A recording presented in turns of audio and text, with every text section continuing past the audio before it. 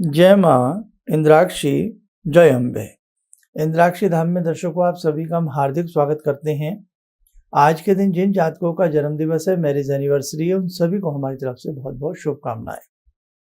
आज हम बात करने वाले हैं, अक्सर बहुत जातकों के पैर में दर्द रहता है, घुटनों में दर्द रहता है और वो इस चीज़ से बहुत पीड़ित रहते हैं। नाना प्रकार की औषधियाँ, नाना प्रकार के ट्रीटमेंट लेने के बावजूद भी कई बार पैरों का दर्द जाता नहीं है, एड़ियों में, तलवों में, नीज में, घुटनों में।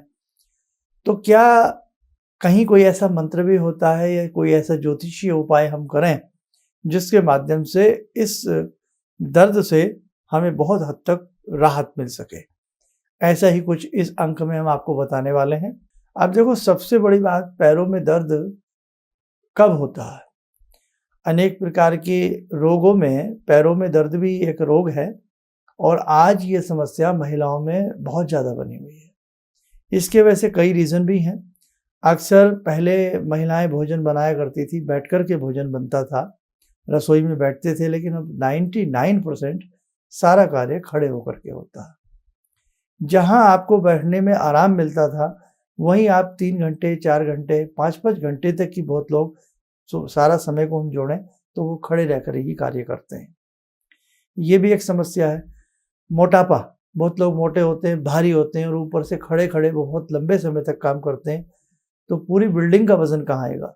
पूरी, जैसे एक पिलर के ऊपर पूरी बिल्डिंग का वजन आता है, स्तंभ के ऊपर आता है, ऐसे हमारी पूरी बॉडी का वजन हमारे पैरों के ऊपर आता है, तो भी एक समस्या है। अत्यधिक आपने ऐसी कोई पेन किलर, जो आजकल ऐसी बहुत सी मेडिसिन हैं, अत्यधिक यदि उनका प्रयोग किया है तो वो भी आपको घुटनों में समस्या की शिकायत बन जाएगी। मेडिकल बहुत सारी बातें हैं, मेडिकल बहुत सारी चर्चाएं हैं, ऐसा क्यों होता है? तो मैं कोई डॉक्टर तो नहीं हूँ, लेकिन अपने सब्जेक्ट के हिसाब से अब मैं बात करता हूँ। ये मैंने कुछ आपको तथ्य कारण बताए। राहु का प्रकोप होना भी आपके पैरों में दर्द की सूचना देता है। ऐसा नहीं है कि राहु आपके पैरों में दर्द करते हैं, केतु आपके पैरों में दर्द करते हैं, नहीं। मतलब राहु अगर ऐसे कमजोर होंगे या अष्टम भाव के कारक होंगे और बहुत कमजोर होंगे तो भी आपके पैरों में वेदना रहेगी।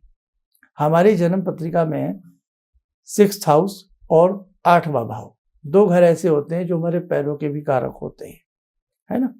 तो वहां आप जब भी किसी को अपनी जन्म पत्रिका दिखाएं तो अच्छे से उस चीज का भी अध्ययन करा लें कि 6ठे घर की और 8वें घर की क्या स्थिति है, कहीं उसमें खराब ग्रह तो नहीं, कहीं ऐसे कुपित ग्रहों की दृष्टि तो नहीं जिसकी वजह से आपकी पैरों में वेदना रहती है।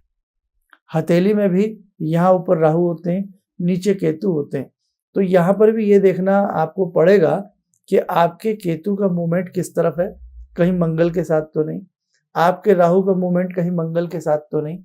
ऐसी स्थिति होगी तो भी आपके पैरों में वेदना रहेगी। खैर, बहुत सारे पॉइंट्स हैं जो आप अभी इस प्रकार से एकदम नहीं समझ सकते हैं। हम उपचार की बात करते हैं। हम कुछ आपको उपचार बता रहे हैं, ये उपचार आप करके देखें। अगर थोड़ा बहुत आपको इससे राहत मिलती है तो फिर अपनी विधि विधान के साथ, एक तरीके के साथ, किसी व्यक्ति को, मर्मज्ञ को, जिसको कुंडली देखनी आती है, अपनी जन्म पत्रिका दिखावें या अपने हाथ की रेखाएं दिखावें। उपाय में सबसे अच्छा उपाय में राहु का बीजात्मक मंत्र आप लोग जपा करें। मंत्र नोट कर लें, हम लिखवा देते हैं, आप लिख लें। ओम भ्राम भ्रीम भ्रौम सह राहेवे नमः। दोबारा सुन लें, ओम भ्राम भ्रीम भ्रौम सह राहेवे नमः। ये राहु का बीजात्मक मंत्र है, इसे नोट करें। इस राहु मंत्र को आपने क्या करना है, कटोरे में थोड़ा दूध रख लें, किसी भी पात्र में थोड़ा दूध रख लें और इसी राहु मंत्र की 3 माला शनिवार की शाम को और बुधवार की शाम को आप किया करें। कटोरे में दूध रख लें थोड़ा और बाद में वो दूध आप कुत्ते को पिलाएं जब आपका जप पूर्ण हो जाए। उसके कुछ समय के बाद उठा लें, घंटे बाद, आधे घंटे बाद, कभी भी आप वो दूध कुत्ते को पिलाइएगा और इस भाव से आप राहु के बीजात्मक मंत्र को जपें कि हे राहु, आपकी कृपा से मुझे सुख शांति मिले और मेरे पैरों में जो दर्द रहता है, वेदना रहती है, तलवों में हो, नीज में हो, कहीं भी हो, आपकी कृपा से वो दूर हो। ऐसा आप 11 शनिवार और 11 बुधवार करें आपको बहुत अच्छी राहत मिलेगी, आप करके देखें। दूसरा उपाय इसी में एक और लिखवा देते हैं। एक नारियल ले लें जिसके ऊपर जूट जटा चढ़ी होती है, उस नारियल के साथ 7.25 किलो सप्त धान्य रख लें। 7 तरह का अनाज, कितना?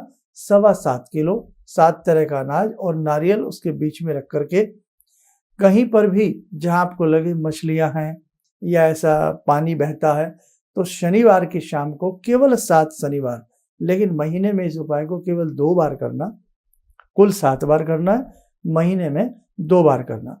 और राहु का ध्यान करके यही बीजात्मक मंत्र पढ़ते हुए, भ्राम ब्रीम ब्रह्म से राहे विनमा पढ़ते हुए और अपने पैरों की वेदना की विनती करते हुए आप जल में प्रवाह करें। अब आप कहेंगे साहब जल में आप सप्त धान्य डाल रहे हैं, इसका क्या अर्थ है? मछलियां होती हैं, मछलियां भी राहु की सूचक होती हैं, तो जब वो मछलियां जैसे जैसे अन्न खाएंगी, आपके पैरों में जो पीड़ा रहती है आपको राहत मिलेगी। ज्योतिष में नाना भांति के रोगों के उपचार हैं, नाना भांति के मंत्र हैं। अभी आज मैंने जो पैरों की वेदना के लिए या तलवों की वेदना के लिए, जलन हो, वेदना होती हो, ऐंठन रहती हो, पैरों की नसों में समस्या बनी रहती हो, तो पहले आप ये करके देखें कुछ समय। अगर इससे आपको, मुझे पूर्ण विश्वास है, ज़्यादा नहीं मैं कहता, लेकिन जो बहुत ज़्यादा गंभीर रोगी हो चुके हैं 25% उन्हें राहत मिलनी चाहिए। वो पानी के किनारे ना जा सकें, उनके नाम से कोई ले जाकर के पानी में डाल दे, वो कुत्ते को दूध ना पिला सकें तो उनके नाम से कोई मंत्र भी जप ले और कुत्ते को दूध भी पिला दे। आया समझ में? स्वयं कर सकें तो उससे बढ़िया तो कोई बात ही नहीं है।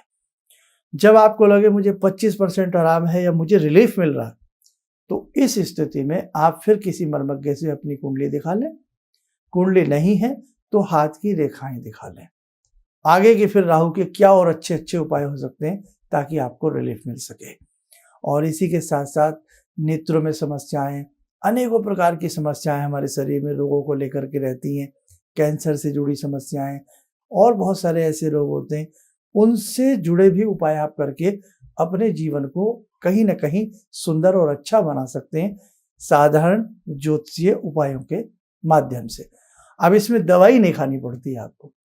हालांकि हम ये नहीं कह रहे कि आप मेडिसिन ना लें, मेडिसिन भी लें, लेकिन मेडिसिन में कई बार साइड इफेक्ट का भी डर रहता है ना। कई बार ऐसा हो जाता है, डॉक्टर साहब आपको पेन किलर लिखते हैं, साथ में आपको टेस्ट भी लिख देते हैं, ये टेस्ट भी करा के लाइए, कहीं इन दवाइयों का साइड इफेक्ट तो नहीं हो रहा।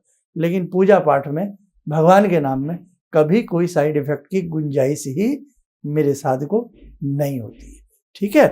अब कोई बेवकूफ़ बनाने के लिए हमें बेवकूफ़ जरूर बना सकता है कि मंत्र को ऐसे ना पढ़ें, वैसे ना पढ़ें, ये हो जाएगा, वो हो जाएगा, तो वो फिर आपकी समझ है और जो आपको समझा रहे हैं वो उनकी समझ है। देखो साधकों, बहुत सारे उपचार हमारे ऋषियों ने, महर्षियों ने बताए हैं।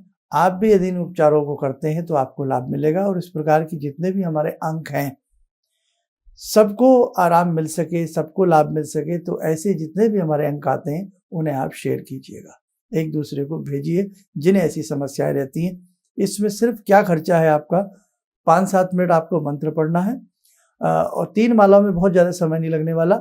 और सप्त धान्य, 7 तरह का अनाज 7.25 किलो, 100-200 रुपया का आएगा। और वो भी एक आप किसी को खिला रहे हैं तो ये पुण्य का काम आप करिए। स्वस्थ रहिए, प्रसन्न रहिए। इन्हीं शुभकामनाओं के साथ हम अपनी वाणी को विराम देते हैं। जय जय अम्बे।